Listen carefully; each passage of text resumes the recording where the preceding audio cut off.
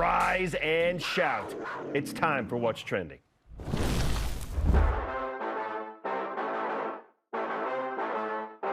the end zone, touchdown! Cody Epps! 40, 45, 50, look at him go! Then Chase makes the catch, it's a touchdown! And the Cougars score! What's Trending, presented by Bodyguards, protection for a life worth living. Learn more at bodyguards.com. We are discussing the power of threes today, and we have broken down the BYU football schedule in year one of the Big 12 into this category. What is the toughest three-game stretch that BYU will face in the fall? Jarom, what do you think? You got to circle 3 consecutive games. Can I do a square? Is that okay? Or you could square it. Okay, yeah. just checking. You could, I don't Probably know, a rectangle? it? Yeah, probably a rectangle it? Yeah, thank you. What's your toughest rectangled 3-game stretch for BYU football? I'll probably do a triangle at this point, but I look to the last 3 games. I look to Iowa State, Oklahoma State. 2 of those at home, which is nice, but I'm just thinking because BYU's never played 10 Power 5s in a season, I think BYU is going to be beat up and What do you tired. have left? Yes, what do you have left in the tank? And hopefully BYU has what it's been building for years, which is enough depth to sustain some injuries, to sustain some fatigue, being banged up, guys playing who aren't 100%, obviously. Iowa State at home, I expect BYU to win that game. Oklahoma at home, I'm hoping BYU wins that game. Senior Oklahoma night. State on the road, I'm hoping BYU wins that game. I sure hope BYU has at least 5 wins going into those last 3. Because if BYU only has 4 at that point, and you have to win 2 of those 3, that will be tough. Now, my hope and prayer is that BYU actually has 6 wins by the time they get there. Then a 7th over Iowa State would be awesome. And then it's like, oh, can we get 8 by beating Oklahoma or Oklahoma State? And if you win both, of course, that's unbelievable. If you can somehow go 9-3 in the regular season in year 1. I think we'd all take like 7-5 right now if we could. Rather, if you said 7-5 or play it out, obviously, I want to play it out because I want to see how it goes. But I would be sufficiently happy with 7-5. So I think it's those 3, and I could see an argument for the first 3, frankly, because it's like get out to sea, and if you can somehow beat Arkansas, like how are you looking? Are you healthy going into conference play? Certainly, those are the easiest 3, given the first 2, but it's going to be tough the whole way. We don't know how choppy these waters are in the Big 12, but I'm looking at those last 3 because I'm looking at Iowa State 45th. This is SP plus going into the season. Oklahoma 14, Oklahoma State 34 on the road.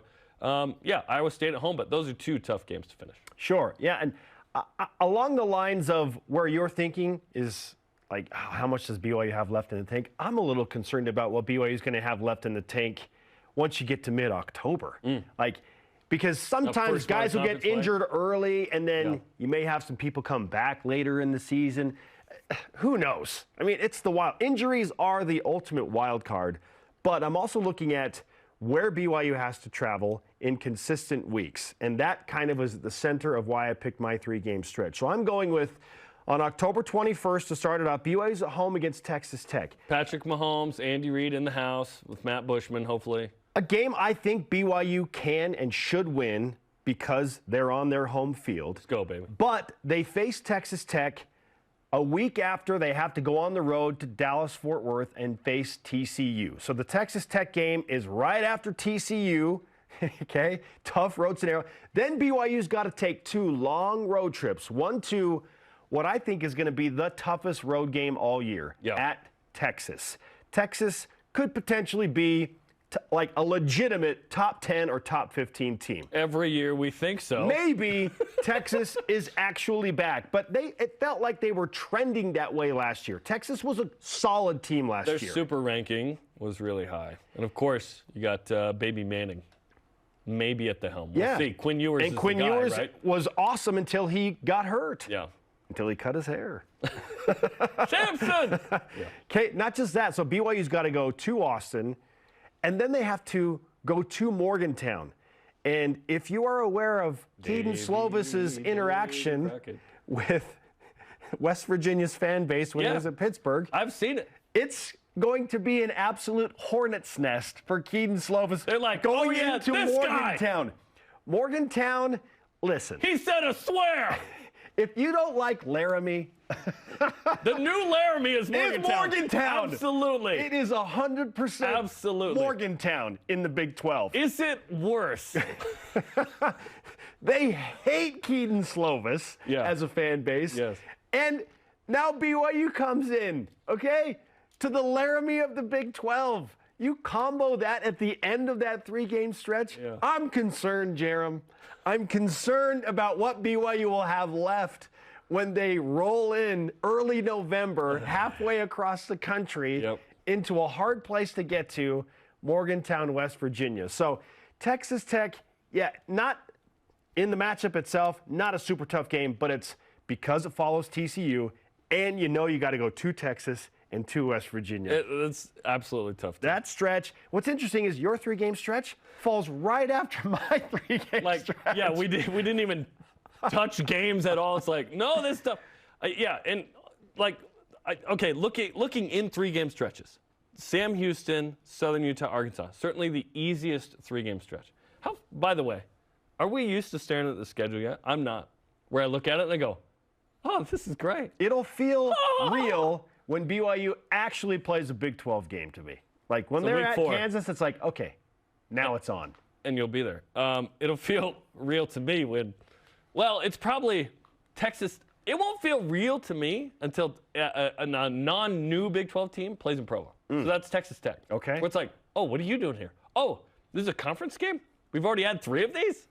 Wow, BYU's 6-0 and ranked 9th? This is great. That's the hope, right?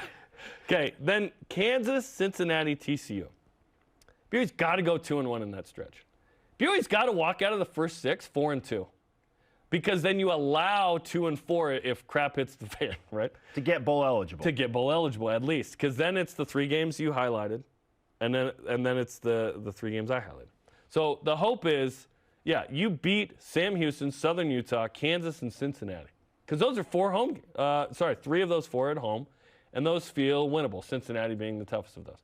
At Arkansas, if BYU wins that, awesome. Now we're talking about a 3-0 start and BYU potentially being, ranked. KJ Jefferson's back, the quarterback that chewed up BYU last year. He returned. Let's hope BYU's defense is a little better this year, this go-around against Arkansas than they were last year. If it's not, it's going to be a long It's going to be a long Listen, it's Men's Warehouse. I guarantee it. BYU's going to be better on defense. Let's go. Okay, topic 2. This one's submitted by former Coug Logan Magnuson, who saw in Vegas, the WCC tournament. Good to see you. Great dude. Quote, if you could choose any former BYU basketball player in their current shape, excluding Jimmer Fredette, not inclusive of the Jimmer, to get another year of eligibility and be on this upcoming roster. This is a very April 11th topic. Yeah. Who would it be? It was so fast for me. The answer, immediately popped in my head. Elijah Bryant. The dude has There's won. a seat for Elijah. Yes, always. At BYU. Right now. Yeah. He's won championships at the European level. I heard that. And he's an NBA Finals champion. He was good enough to get picked up by the Milwaukee Bucks. Elijah is a big-time bucket maker. What's his middle name again? I don't know. Brigham. Oh, okay. He has maybe the greatest name. Elijah Brigham Bryant. It's amazing, right? His middle name is Brigham? Yes. I'm not kidding. How did I not know this? Repping the brand! How did I not know this? It's the best. That's incredible. Awesome. Okay, so Elijah Brigham Bryant is my answer. Yep. Jeremy, you plug and play him.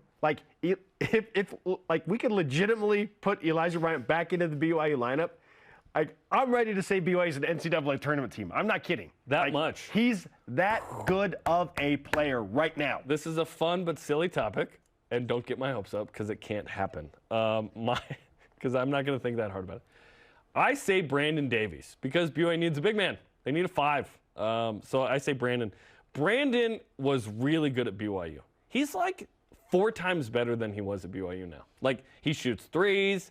His post game is even better than it was, which it was amazing. Great footwork. And he, like Elijah, had his cup of, post-em in the NBA. Yes. 76ers in nets. Thank you for using the post-em reference, as always. Don't drink coffee. I know that's your thing. That's your thing. Cup of post-em. Have you tried post-em? I have. It's so bad. Not good. Thanks, Brady Hoke. Not good. Brandon has a tremendous experience as well. Not an NBA or EuroLeague champ, per se. Did he win one with FC Barcelona? Maybe he did. But he's got great experience in Zalgiris in Lithuania, FC Barcelona in Spain, Olympia Milano in Italy now. Different names for that team. He's a EuroLeague like all-star. Yeah, super experienced, alley-oop dunks. Like, Brandon could definitely help this team right now as a 5. Now this is a fun but silly topic. BYU needs to find the next Brandon Davis. And the next Elijah Bryant. And the next Elijah Bryant. Yes. What the best BYU teams had multiple pros on them. I say pros meaning Europe, right? Obviously, we would like NBA players at this institution. Yeah. That is something that needs to occur in the future. Should BYU embrace its Big 12 destiny, which is, competing in the Big 12. We're not talking about winning the Big 12. Let's not get crazy. That'd be awesome. Don't get me wrong. But, like, making the tourney 2 out of every 4 years, you probably got to have some NBA guys. And what's weird is you can do it without them. Like, the 2019-20 team didn't have an NBA player on the roster. But it had several pros, right? Inyoli, Jake, TJ, Zach. And Alex Barcelo. And Alex. You had 5 dudes that at least played at the next level, G League or Europe. Okay? That's that pretty team good. Was so good. They didn't have an NBA guy, but they could compete. So this just in, Brandon Davis has a year of eligibility. He's joining the team for next year. How awesome would they're like, you get a COVID year. Yeah. He's like, can you pay me like $2 million? Indeed. Like, why would I name, come do image, that? likeness, new boundaries. Let's go. Brett Yormark on line 1. Let's discuss the possibility. The O'Bannons are like, we somehow get more money from the lawsuit.